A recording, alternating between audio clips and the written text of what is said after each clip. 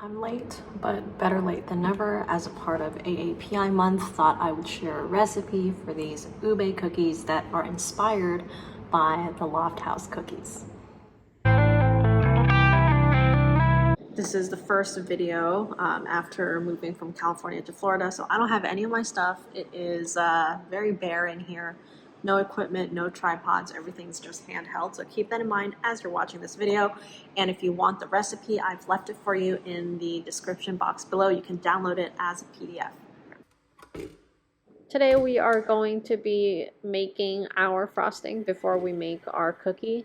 And that's mainly because I don't want to have to wash the bowl in between the cookie and the frosting. So frosting goes first. We are going to combine a stick of margarine with your powdered sugar and your ube extract.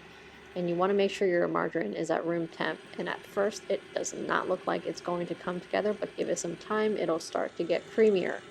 Once you've incorporated everything, and make sure you scrape down the edges of the bowls so that everything is well combined, add in your heavy whipping cream a little bit at a time until your frosting loosens up to your liking.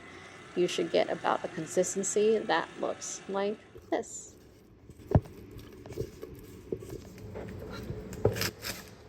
Transfer your frosting into a Ziploc bag, or here I'm using one of our piping bags, and that nifty little thing was a piping bag dispenser. Get it on our website, borderlandsbakery.com. Anyway, you're going to be storing it in here so that it's just way easier to handle. Set that aside for when you're ready to frost your cookies. Now we are ready to make that cookie dough. Add your powdered sugar, cornstarch, baking powder, all of your extracts, cream of tartar if you're using it, along with your margarine into your stand mixer. Be careful when pouring those extracts if you're not measuring like me. Just be very careful. Use a paddle attachment to cream all of those things together. And that just really breaks up all that butter and margarine into a smooth consistency. It can take some time. Just let it do its thing. I like to start on low and then go to medium and eventually high. Now don't forget to scrape down the sides of your bowl so that everything is well combined. Do this a couple of times throughout the process. That'll really make sure that everything gets mixed together really, really well. When it's relatively smooth and everything's combined and you don't see any more big bits, crack in a room temperature egg and mix and beat until nice and fluffy and well combined. Flour sifted in all at once. Oreo cookies in.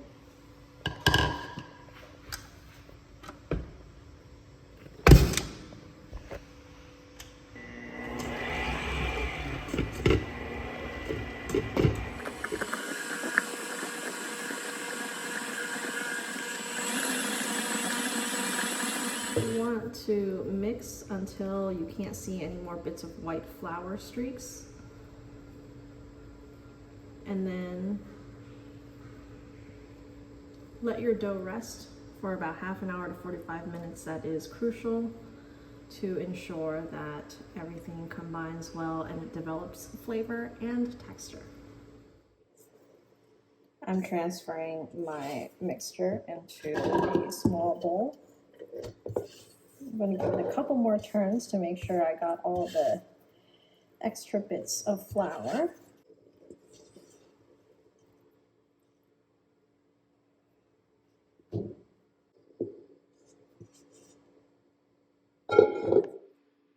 Bits of cookie in there.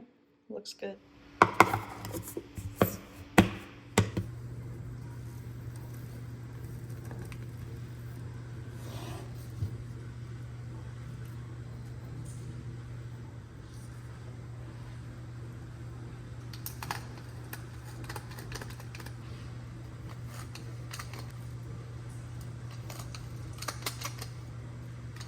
So it's kind of hard to see, but I have a new oven and I'm really like learning it.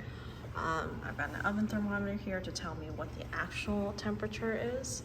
And yeah, this is about halfway, a little more than halfway through the bake. They've spread quite a bit, which is what we expect. To look perfect.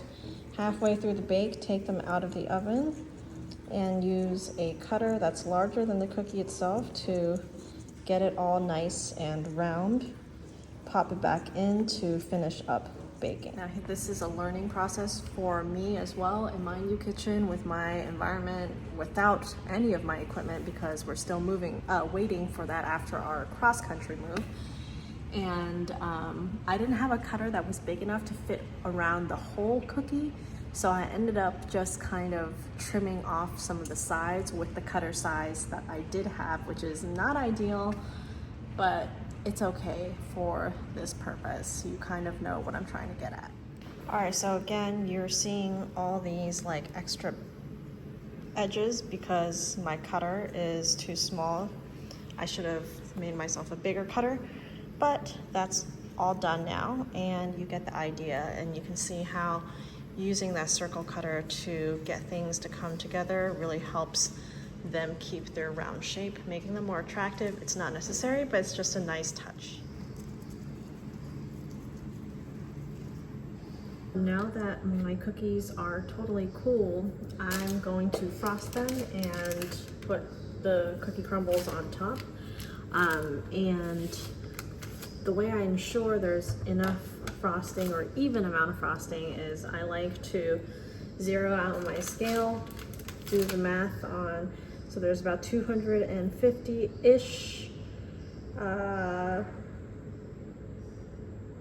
grams of icing, and I have to divide that by 12. So what's 250 divided by 12? It's about 20. So I'm going to put about 20 grams of frosting on each cookie.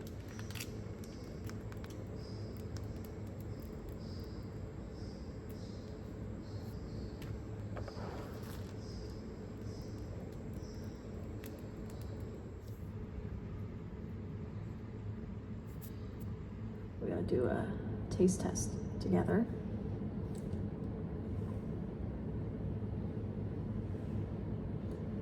Super soft, super cakey, lofthouse style Ube cookies and cream cookies.